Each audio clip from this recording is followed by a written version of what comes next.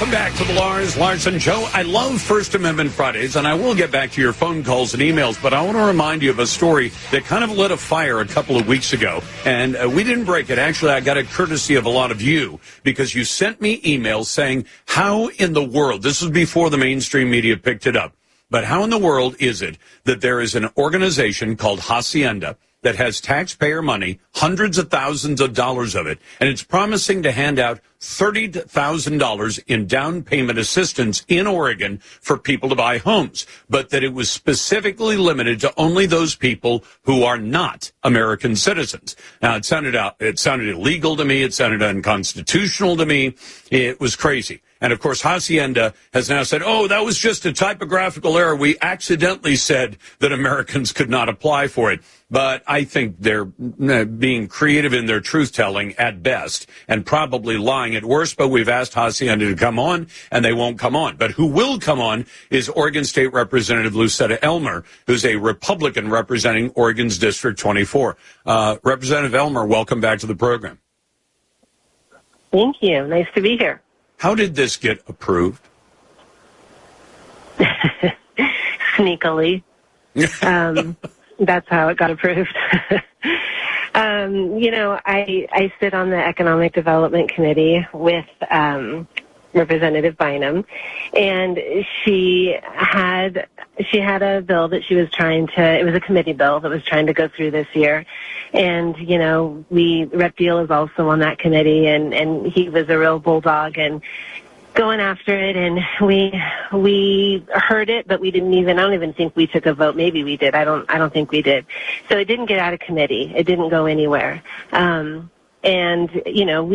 had LC, we got a legal opinion on it, and we were told they didn't think it was constitutional. And it was about this equity investment program, and so it didn't go anywhere. Well, lo and behold, after the fact, we hear about this, and it got buried in the Christmas tree bill on, page 494 or something, I don't know. And there was money set aside, so, for this, and it was sneaky, and I think that it was a way for the majority to avoid a very uncomfortable conversation, and still get what they wanted. Now, Bynum's quite a character, and I'd love to have her on the show, but she won't come on because she knows the questions I'd ask her, which would be polite but pointed. Why was it that Bynum thought it was appropriate to set money aside and then specifically say it can't be used to benefit anyone who's an American citizen? I don't understand that. In other words, illegal aliens would be eligible, green card holders would be eligible. Anybody who happens to be here but is not a citizen would be eligible, but American citizens would not be eligible. Why did she think that was, number one, even legal? And number two, why did she think that it was a good idea? Did she ever say? I can't speak for her, obviously. And I have a good relationship with Bynum. But she passed. She was one of the chief sponsors in 22. Now, that was before me, but that was her Economic Equity Investment Program, which was Senate Bill 1579, equity-based beneficiary project. So that act right there, I think, is telling. I mean, she definitely thinks it's appropriate to have some funds being distributed based on things that aren't necessarily fair, So I think we saw the writing on the wall with that, or, like I said, I wasn't there yet in 22, but that was definitely the foundation that was laid, and then continuing to try to get money to fund programs like this. And I mean, I think we were surprised when we heard it was for non-American citizens. But looking back, I guess I see that, I think that is the agenda. Well, I would assume that she thinks that there's, that it's helpful because there's wealth building opportunities and helping people out that need the help. But for non-American citizens, I mean, it's just crazy. It doesn't make any sense. And let me ask you, and I'll carefully divide. There are two kinds of non-American citizens that are in America. Correct. In general. There are green card holders who are allowed to work. There are also non-green card holders that I refer to as illegal aliens because I think that's the most accurate description. They can't work a job. So Where's the equity in saying we're going to specifically exclude the majority of people, citizens, both brown and black and white and other kinds of citizens? We're going to exclude them from this equity.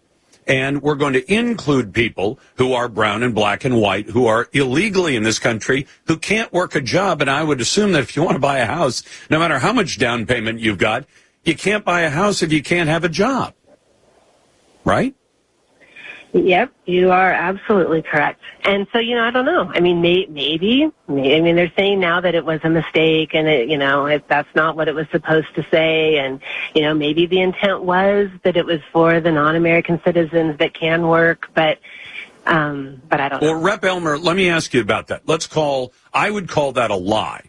But you tell me, was this money specifically put in with the intent that it would only be spent on non-citizens? Because Hacienda can say all they want. They say, it was a typographical error. Somebody wrote the wrong thing. They wrote it several times in the appeal they made to people saying, apply for this program, but Americans are not eligible. Was that a typographical error or was that a lie? I don't know. Have you talked with Business Oregon?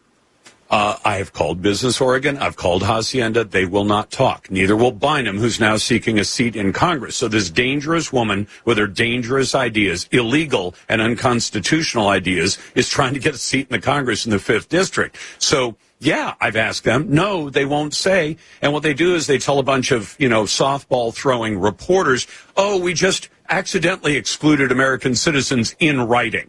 And I'm just saying, right. What did the legislation say that finally approved the money? I don't have the answer to that. I don't know. I mean, it didn't go through. It came through the Christmas tree bill this year. And so for that, it was an appropriation that went to Business Oregon, I believe. Yep. And then they write. From them to Hacienda. Business Oregon, by the way, for everybody listening, is a state agency. Hacienda is an NGO. Right. Well, Lars, here's the thing. I mean, first of all, we got to keep Lori Chavez Dreamer in her seat.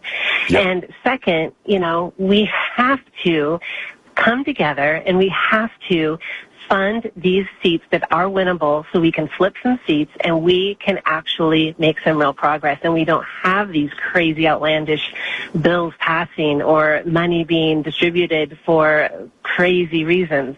It's so frustrating for me as a first-time legislator to get in there and to see all this work that I would love to do, and our hands are tied, Well, I mean, we're out of the super minority, which is great.